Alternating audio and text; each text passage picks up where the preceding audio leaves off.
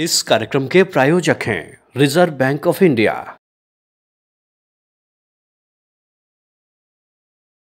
नमस्कार। World consumer rights day की ढेरों शुभकामनाओं के साथ आप सभी का स्वागत है आज के इस विशेष कार्यक्रम में और मैं हूं आपके साथ शक्ति। दर्शकों, भारत के पूर्व प्रधानमंत्री और भारत रत्न से सम्मानित अटल बिहारी वाजपेयी जी ने कहा कि भारत देश की बुनियाद सरकार नहीं बल्कि इस देश की जनता, संस्थाएं और सेना है जो देश के संवैधानिक, सांस्कृतिक और आर्थिक ढांचे के संरक्षण के लिए सरकार के साथ मिलकर कार्य करती है। हालांकि भारत में ऐसी कई संस्थाएं हैं जिनका जन्म आज़ादी से पूर्व ब्रिटिश काल में हुआ, जो आज देश विदेश में भारत की प्रगति को गति प्रदान कर रही हैं। उन्हीं संस्थाओं में से एक है आरबीआई यानी रिजर्व बैंक ऑफ इंडिया। अप्रैल 1935 में स्थापित आरबीआई ने ही पिछले वर्ष अपने स्थापना के 90 वर्ष पूरे किए। इस शुभ अवसर पर जो आयोजित कार्यक्रम में हमारे माननीय प्रधानमंत्री श्री नरेंद्र मोदी जी ने भी आरबीआई की कार्यप्रणाली को, इसकी सेवाओं को सराहा है। साथ ही साथ पूरा भारत देश आरबीआई के 90 वर्षों की सक्रिय अनवरत सेवा के लिए शुक्रगुजार है। अपनी सेवाओं को आम जनता तक पहुंचाने के लिए आरबीआई की एक इकाई है बैंकिंग ओम्बड्समैन। जैसा कि आज वर्ल्ड कंज्यूमर राइट्स डे है, जहां कोशिश की जा रही है ग्राहकों को उनके अधिकारों के प्रति सूचित करने की, शिक्षित करने की, जागरूक करने की। तो चलिए इन तमाम विषयों पर बातचीत करते हैं और बातचीत के लिए हमारे बीच मौजूद है कुमार राजेश रंजन, बैंकिंग ओम्बड्समैन, भारतीय रिजर्व बैंक, पटना। सर, आपका स्वागत है वर्ल्ड कंज्यूमर राइट्स डे पर आधारित इस विशेष कार्यक्रम में। सर्वप्रथम सभी श्रोताओं एवं दर्शकों को भारतीय रिजर्व बैंक ओम्बड्समैन कार्यालय बिहार की तरफ से विश्व उपभोक्ता अधिकार दिवस की हार्दिक शुभकामनाएं। जैसा कि सर आज वर्ल्ड कंज्यूमर राइट्स डे, कह सकते हैं कोशिश है उपभोक्ताओं को उनके अधिकारों के प्रति सूचित करने की, जागरूक करने की, शिक्षित करने की। ऐसे में इस विशेष दिवस पर आप क्या कुछ कहना चाहेंगे? सभी श्रोताओं को और दर्शकों को मैं इस अवसर पर ये संदेश देना चाहूँगा कि हम सबों को अपने अधिकारों के बारे में जागरूक रहना है। इसके लिए हमें अपने पास पर्याप्त जानकारी रखनी है, परंतु अगर सेवा में कमी या त्रुटि की कोई शिकायत होती है बैंकिंग संबंधी सेवाओं के लिए, तो एक ओम्बड्समैन योजना है जिसकी हम विस्तृत चर्चा आप सबों के साथ आज करने वाले हैं। तो चलिए बातचीत के सिलसिले को आगे बढ़ाते हैं। सर, सबसे पहले आपसे जानना चाहूँगी RBIOS 2021 क्या है? रिजर्व बैंक एकीकृत ओम्बड्समैन योजना 2021, संक्षेप में RBIOS 2021 का आरंभ 12 नवंबर 2021 को किया गया था। यह भारतीय रिजर्व बैंक की 3 पूर्ववर्ती ओम्बड्समैन योजनाओं अर्थात बैंकिंग ओम्बड्समैन योजना 2006, गैर बैंकिंग वित्तीय कंपनी के लिए ओम्बड्समैन योजना 2018 और डिजिटल लेन देन के लिए ओम्बड्समैन योजना 2019 को एकीकृत करती है। 3 योजनाओं को एकीकृत करने के अतिरिक्त इस योजना में अतिरिक्त विनियमित संस्था यानी कि 50 करोड़ और इससे अधिक के जमा आकार वाले गैर अनुसूचित प्राथमिक सहकारी बैंक और साख सूचना कंपनियां भी शामिल हैं। यह योजना भारतीय रिजर्व बैंक के ओम्बड्समैन तंत्र को आधिकारिक निष्पक्षता प्रदान कर एक राष्ट्र एक ओम्बड्समैन का दृष्टिकोण अपनाती है। इसी के साथ सर आपसे जानना चाहूँगी आरबीआई वैकल्पिक शिकायत निवारण ढांचा क्या है? आरबीआई वैकल्पिक शिकायत निवारण ढांचे में आरबीआई ओम्बड्समैन, उपभोक्ता संरक्षण एवं शिक्षण कक्ष और सीईपीडी शामिल हैं। RBIOS 2021 के ढांचे के तहत कार्य करते हैं। RBIOS 2021 के दायरे में नहीं आने वाली विनियमित संस्था के विरुद्ध शिकायतें CEPC प्राप्त करती हैं। CEPD RBIOS के तहत अपीलीय प्राधिकरण को सहायता प्रदान करती हैं और अपीलीय मामलों को संसाधित करती है। सर, आपने अभी वैकल्पिक शिकायत निवारण ढांचा में जिक्र किया ओम्बड्समैन की। आपसे जानना चाहूँगी आरबीआई ओम्बड्समैन कौन है? आरबीआई ओम्बड्समैन भारतीय रिजर्व बैंक द्वारा नियुक्त आरबीआई के एक वरिष्ठ अधिकारी होते हैं, जिसे RBIOS 2021 के तहत परिभाषित सेवा में कमी के विरुद्ध विनियमित संस्था के ग्राहकों की शिकायतों का निवारण करने के लिए नियुक्त किया गया है। आरबीआई ओम्बड्समैन के द्वारा सेवा में कमी के विरुद्ध लोगों की शिकायतों का निवारण किया जाता है। ऐसे में आपसे जानना चाहूँगी यहाँ पर सेवा में कमी का तात्पर्य क्या है? जी, सेवा में कमी का अर्थ विनियमित संस्था से वैधानिक रूप से या अन्यथा प्रदान करने के लिए अपेक्षित किसी भी वित्तीय सेवा या उससे संबंधित अन्य सेवा में कमी या अपर्याप्तता से है, जिसके परिणाम स्वरूप ग्राहक को वित्तीय नुकसान या क्षति हो सकती है या नहीं भी हो सकती है। सर, इसी के साथ आपसे जानना चाहूँगी RBIOS 2021 फ्रेमवर्क के क्या क्या फ़ायदे हैं जो आम जनता को मिल रहे हैं? उन्नत CMS पोर्टल के साथ RBIOS से शिकायतकर्ता को प्राप्त होने वाले मुख्य लाभ निम्न हैं। शिकायतकर्ता विनियमित संस्था के विरुद्ध CMS पोर्टल https://cms.rbi.org.in पर 24/7 ऑनलाइन शिकायत दर्ज कर सकते हैं या CRPC को ईमेल या भौतिक रूप में अपनी शिकायत भेज सकते हैं। CMS पोर्टल पर शिकायत दर्ज करने की प्रक्रिया में सरलीकरण किया गया है। CMS पोर्टल या CRPS पर शिकायत देश में कहीं से भी दर्ज की जा सकती है, चाहे शिकायतकर्ता विनियमित संस्था या इसमें शामिल शाखा का पता कुछ भी हो। देश में कहीं से भी भौतिक अथवा ईमेल शिकायतें दर्ज कराने के लिए एक पता और एक ही ईमेल। ऑनलाइन शिकायत के पंजीकरण पर शिकायतकर्ता को स्वचालित पावती का भी प्रावधान है। इसमें शिकायत की स्थिति जानने हेतु रियल टाइम ट्रैकिंग की सुविधा है। एक राष्ट्र एक ओम्बड्समैन दृष्टिकोण से सुविधाएं प्रदान की गई हैं। CMS पर ही अतिरिक्त दस्तावेज़ों को ऑनलाइन जमा करने की सुविधा भी है। शिकायतकर्ता के निर्णय अथवा समापन की सूचना देने वाला विस्तृत पत्र भी उपलब्ध कराया जाता है। और अंत में RBI द्वारा प्रदान किए गए निवारण के संबंध में शिकायतकर्ता द्वारा ऑनलाइन और स्वैच्छिक प्रतिपुष्टि प्रस्तुत करने की सुविधा भी है। वाकई RBIOS 2021 फ्रेमवर्क के तहत कई फ़ायदे, कई सुविधाएं आम जन को RBI द्वारा प्रदान किए जा रहे हैं। इसी के साथ सर आपसे जानना चाहूँगी कि RBI का संपर्क केंद्र क्या है और साथ ही साथ शिकायतकर्ताओं द्वारा इसे किस प्रकार उपयोग किया जा सकता है?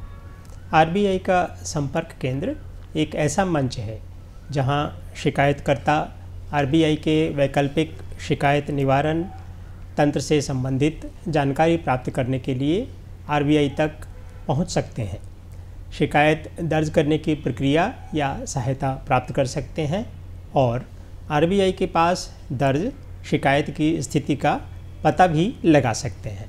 टोल फ्री नंबर 1448 के साथ इंटरैक्टिव वॉइस रिस्पांस सिस्टम युक्त संपर्क केंद्र 24/7 उपलब्ध रहता है। संपर्क केंद्र कर्मियों से जुड़ने की सुविधा अंग्रेजी और हिंदी तथा 10 क्षेत्रीय भाषाओं में सुबह 8 बजे से रात 10 बजे तक सभी कार्य दिवसों पर उपलब्ध है। यानी कि मात्र एक फ़ोन कॉल के तहत 24/7 हम किसी भी प्रकार की जानकारी और कोई भी शिकायत RBI में दर्ज कर सकते हैं। इसी के साथ सर आपसे जानना चाहूँगी कि इसके तहत कौन कौन सी विनियमित संस्थाएं शामिल हैं?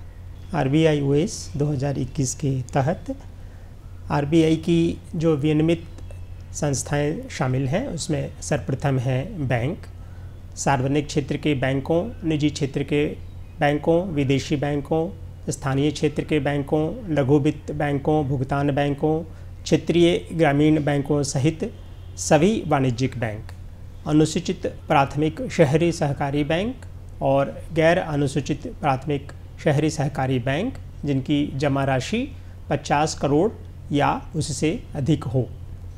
दूसरी कैटेगरी जो है वो है RBI के पास पंजीकृत NBFC, सभी गैर बैंकिंग वित्तीय कंपनियां आवास वित्त कंपनियों को छोड़कर जो जमा स्वीकारने हेतु प्राधिकृत हैं एवं जिनका आस्ती आकार 100 करोड़ या उससे अधिक है।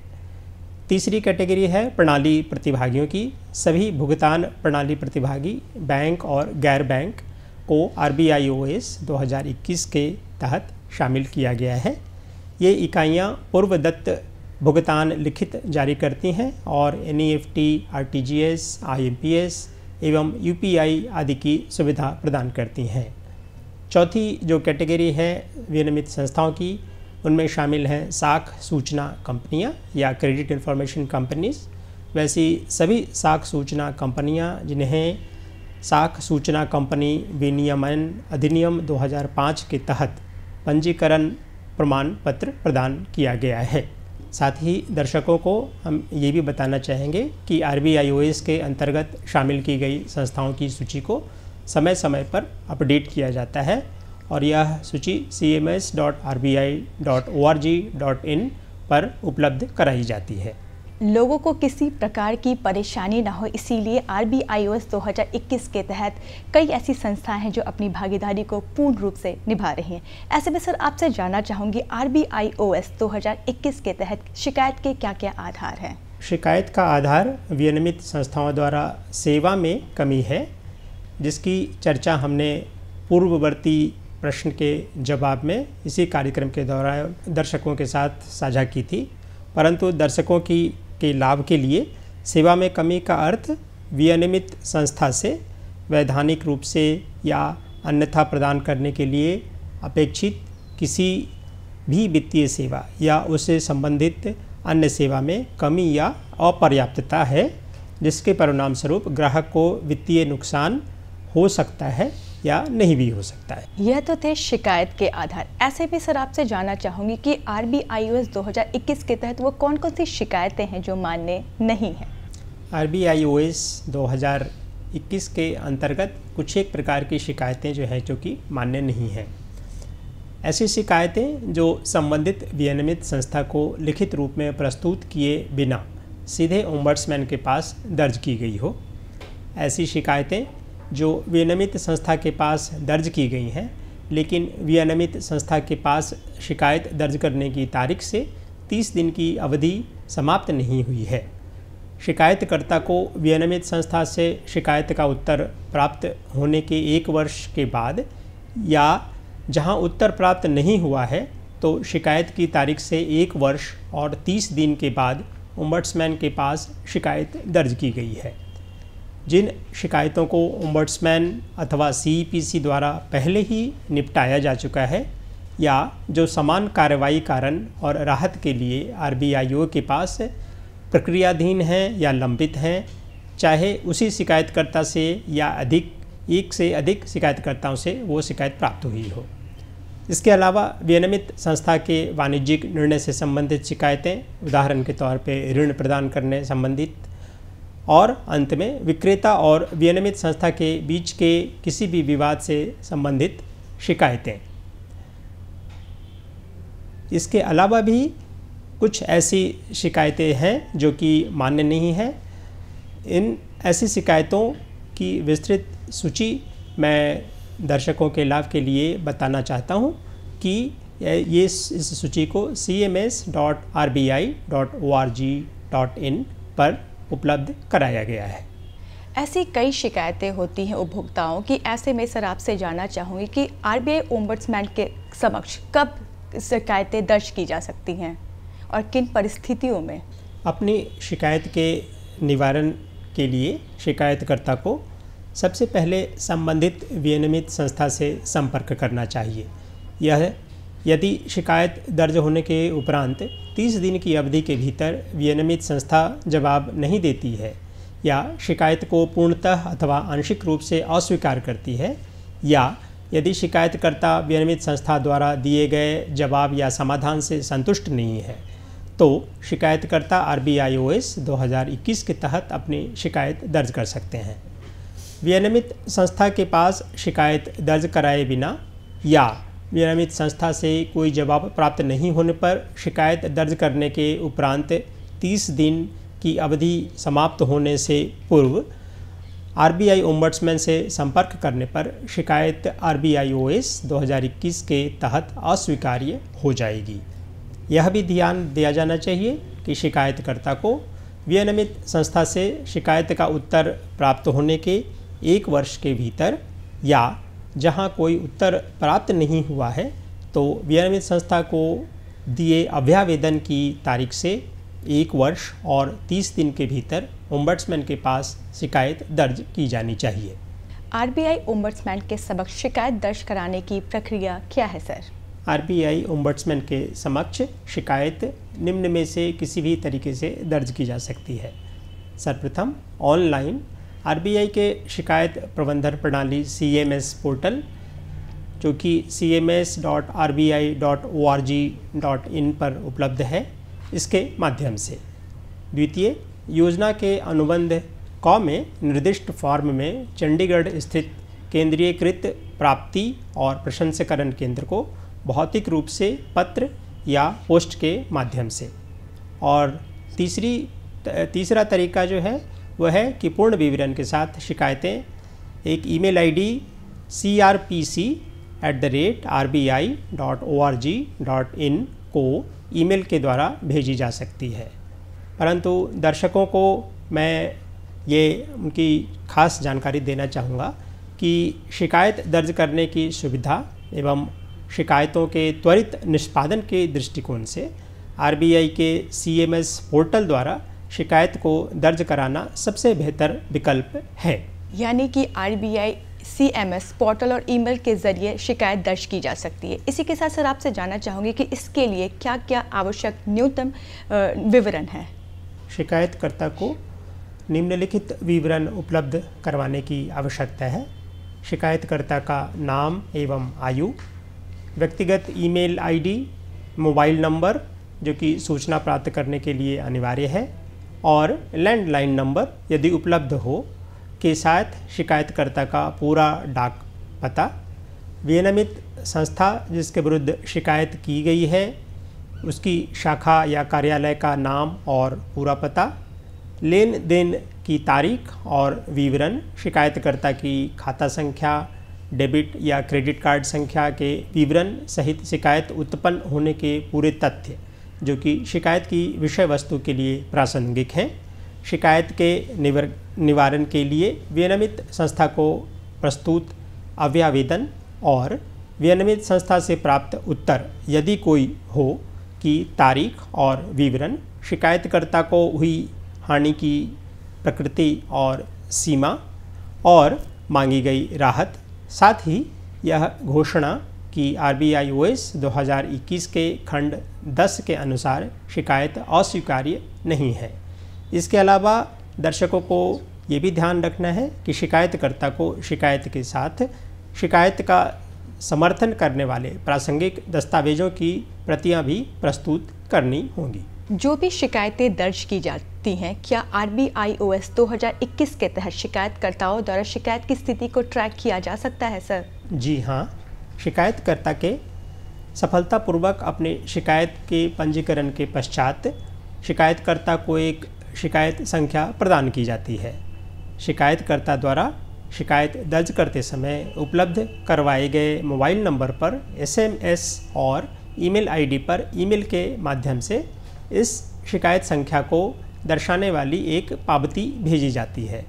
शिकायत की स्थिति को cms.rbi.org.in के माध्यम से मोबाइल नंबर और शिकायत संख्या का उपयोग करके देखा जा सकता है। शिकायतकर्ता यदि चाहें तो टोल फ्री नंबर 14448 के माध्यम से CRPC चंडीगढ़ के संपर्क केंद्र से भी शिकायत की स्थिति का पता लगा सकते हैं।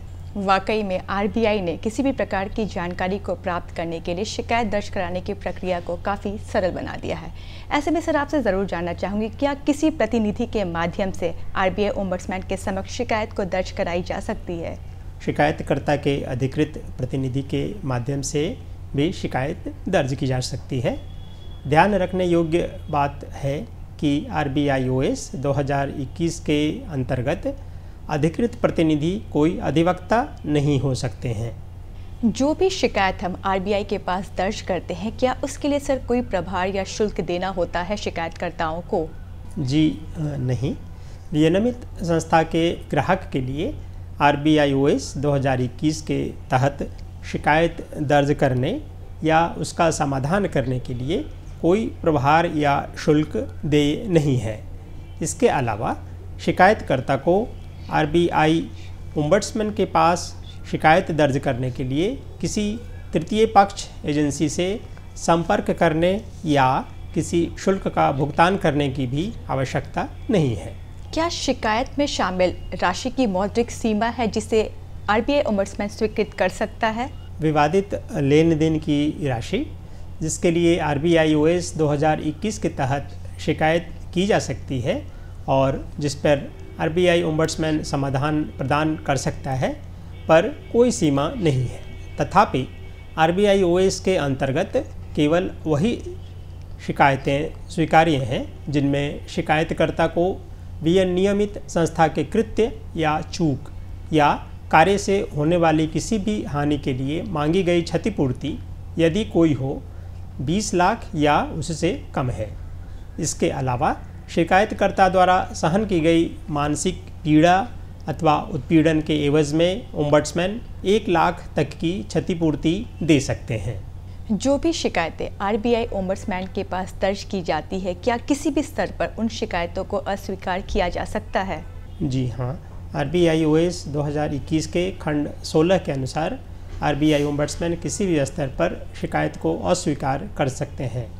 यदि शिकायत आरबीआई ओएस 2021 के खंड 10 के तहत अस्वीकार्य है, शिकायत सुझाव देने या मार्गदर्शन या स्पष्टीकरण की प्रकृति की है, ओम्बड्समैन की राय में सेवा में कोई कमी नहीं है या परिणामी हानि के लिए मांगी गई क्षतिपूर्ति आरबीआई ओएस 2021 में दर्शाए गए ओम्बड्समैन की क्षतिपूर्ति देने के अधिकार से परे है या शिकायतकर्ता द्वारा उचित तत्परता के साथ आगे की कार्यवाही नहीं की गई है या शिकायत बिना किसी उचित कारण के हो अथवा शिकायत के लिए विस्तृत दस्तावेजी और मौखिक साक्ष्य पर विचार करने की आवश्यकता है और ओम्बड्समैन के समक्ष की गई कार्यवाही ऐसी शिकायत के न्याय निर्णयन के लिए उपयुक्त नहीं है। अंत में, यदि ओम्बड्समैन की राय में शिकायतकर्ता को कोई वित्तीय हानि या क्षति या असुविधा नहीं हुई है, तब भी शिकायत को अस्वीकार किया जा सकता है। यदि कोई भी विनियमित संस्था आरबीआई ओम्बड्समैन के निर्णय का अनुपालन नहीं करती है या अनुपालन करने में देरी करती है, तो उसमें क्या होगा या क्या कुछ हो सकता है? यदि विनियमित संस्था उचित समय, जैसा कि आरबीआई ओम्बड्समैन द्वारा तय किया जा सकता है, के भीतर आरबीआई ओम्बड्समैन के निर्णय का पालन नहीं करती है, तो सेवा में स्पष्ट कमियां होने पर ओम्बड्समैन एक अधिनिर्णय यानी कि अवार्ड पारित कर सकते हैं। शिकायतकर्ता द्वारा अधिनिर्णय स्वीकार करने के 30 दिन के भीतर, अन्यथा कि विनियमित संस्था ने अपील दायर की हो, विनियमित संस्था द्वारा अधिनिर्णय का अनुपालन किए जाना अनिवार्य है। सर, आपसे जानना चाहूँगी, क्या शिकायतकर्ता किसी भी स्तर पर अपनी शिकायत को वापस ले सकता है? जी हाँ, योजना के तहत शिकायतकर्ता द्वारा किसी भी स्तर पर शिकायत वापस ली जा सकती है। शिकायत वापस लेने के लिए शिकायतकर्ता शिकायत प्रबंध प्रणाली पोर्टल यानी कि cms.rbi.org.in पर लॉग ऑन कर शिकायत ट्रैक करें टैब पर जा सकता है और इसके माध्यम से अपनी शिकायत को वापस ले सकता है। आरबीआई ओएस 2021 के तहत किन किन भाषाओं में शिकायत दर्ज की जा सकती है? ऑनलाइन पोर्टल cms.rbi.org.in 2 भाषाओं अर्थात हिंदी और अंग्रेजी में शिकायत दर्ज करने में सक्षम बनाता है। हालांकि शिकायत के तथ्यों विवरण बॉक्स में 2000 वर्णों तक किसी भी भाषा में टाइप या कॉपी या पेस्ट किया जा सकता है। भौतिक और ईमेल शिकायतें किसी भी भाषा में दर्ज की जा सकती हैं। एजीआर तंत्र की उपलब्धता और सुरक्षित बैंकिंग सेवाओं के बारे में ग्राहकों को सूचित करने के लिए, जागरूक करने के लिए, शिक्षित करने के लिए आरबीआई द्वारा क्या कुछ उपाय किए गए हैं? आरबीआई ओएस 2021 और संबंधित मामलों पर विभिन्न माध्यमों से जागरूकता उत्पन्न करता है, जिसमें कुछ एक खास हैं। प्रथम, आरबीआई कहता है टैगलाइन के साथ जागरूकता अभियानों का आयोजन किया जाता है, जो आरबीआई की वेबसाइट RBI कहता है .rbi.org.in पर मौजूद है। द्वितीय, जागरूकता संबंधित संदेश आरबीआई की वेबसाइट के साथ साथ CMS पोर्टल पर भी अपलोड किए गए हैं। इनमें mobile app, UPI, QR code आदि का उपयोग कर धोखाधड़ी सहित साइबर अपराध संबंधी जागरूकता शामिल है। तीसरा, अनधिकृत संस्थाओं द्वारा जमा राशि के अवैध संग्रह संबंधित जागरूकता का संदेश सचेत पोर्टल sachet.rbi.org.in पर होस्ट किए गए हैं। विभिन्न मल्टीमीडिया चैनलों में संदेश प्रसारित किए गए हैं, जिनमें प्राइम टाइम के दौरान प्रसारित संदेश भी शामिल है। आरबीआई ने कुछ पुस्तिकाएं भी जारी की हैं। एक धोखेबाजों द्वारा उपयोग की जाने वाली सामान्य कार्यप्रणाली और विभिन्न वित्तीय लेन देन करते समय बरती जाने वाली सावधानियों पर बी अवेयर नामक पुस्तिका है। दूसरी राजू और 40 चोर और तीसरी सतर्क परिवार भी अन्य पुस्तिकाएं हैं जो धोखेबाजों द्वारा अपनाए जाने वाले विभिन्न धोखाधड़ी के तरीकों की झलक दिखाती हैं और इस प्रकार की घटनाओं से बचने के लिए क्या करें और क्या न करें के बारे में सरल उपाय प्रदान करती हैं। वाकई पुस्तिकाओं द्वारा लोगों को जागरूक करना एक बहुत ही अच्छी पहल है। इसी के साथ सर आपसे जानना चाहूँगी डिजिटल अरेस्ट क्या है और इससे किस प्रकार खुद को बचाया जा सकता है। हाल के वर्षों में डिजिटल अरेस्ट जैसे नए साइबर धोखाधड़ी के मामलों में बढ़ोतरी देखी गई है। इन मामलों में अपराधी सरकारी एजेंसियों जैसे कि प्रवर्तन निदेशालय, सीबीआई, आरबीआई या पुलिस विभाग इत्यादि के अधिकारी बनकर वीडियो कॉल के माध्यम से लोगों को धमकाते हैं और उन पर रुपए ट्रांसफ़र करने के लिए दबाव डालते हैं। आम नागरिकों को यह ध्यान रखना है कि वर्तमान व्यवस्था के तहत डिजिटल अरेस्ट का कोई भी प्रावधान नहीं है एवं कोई भी बैंक, आरबीआई, सीबीआई या सरकारी एजेंसी ऐसा करके किसी से फ़ोन पर गोपनीय व्यक्तिगत जानकारी या भुगतान की मांग नहीं करती हैं। अगर कोई ऐसा करता है तो सर्वप्रथम घबराएं नहीं एवं शांत रहें। यदि संभव हो तो कॉल या स्क्रीन रिकॉर्ड कर लें। तत्पश्चात ऐसी वारदातों को रिपोर्ट करें। रिपोर्ट दर्ज करने के लिए 1930 नंबर पर कॉल किया जा सकता है या cybercrime.gov.in या संचारसाथी.gov.in पोर्टल के माध्यम से शिकायत को दर्ज किया जा सकता है। संचार साथी पोर्टल क्या है सर, आपसे जानना चाहूँगी। संचार साथी पोर्टल भारत सरकार के दूरसंचार विभाग DOT द्वारा शुरू किया गया एक पोर्टल है। यदि आम जनता को किसी नंबर से संदिग्ध कॉल या SMS प्राप्त होते हैं या ऑनलाइन धोखाधड़ी का अनुभव होता है तो वे इस पोर्टल पे उस नंबर को रिपोर्ट कर सकते हैं। पोर्टल पर एकत्र किए गए डेटा से सरकार को दूरसंचार धोखाधड़ी करने वालों के खिलाफ कार्रवाई करने में मदद मिलती है। यह जागरूकता बढ़ाता है और साइबर धोखाधड़ी के मामलों को कम करने में मदद करता है। वर्ल्ड कंज्यूमर राइट्स डे पर आधारित इस विशेष कार्यक्रम में आपने सर बहुत अच्छी जानकारियाँ साझा की और हमारे दर्शकों को मार्गदर्शन किया। ऐसे में चलते चलते 2 शब्दों में हमारे दर्शकों को क्या कुछ कहना चाहेंगे आप? मैं दर्शकों को आज के कार्यक्रम में प्रदत्त जानकारी को भरपूर इस्तेमाल करने की सलाह देता हूं एवं अंत में ये कहना चाहूँगा, जानकार बने, सतर्क रहें। आज के इस विशेष कार्यक्रम में हमारे साथ जुड़ने के लिए सर आपका तहे दिल से आभार। चलते चलते आपसे ज़रूर कहना चाहूँगी, अगर हम हो सावधान तो ना हो नुकसान। आरबीआई कहता है जानकार बनिए, सतर्क रहिए। नमस्कार। इस कार्यक्रम के प्रायोजक थे रिजर्व बैंक ऑफ इंडिया।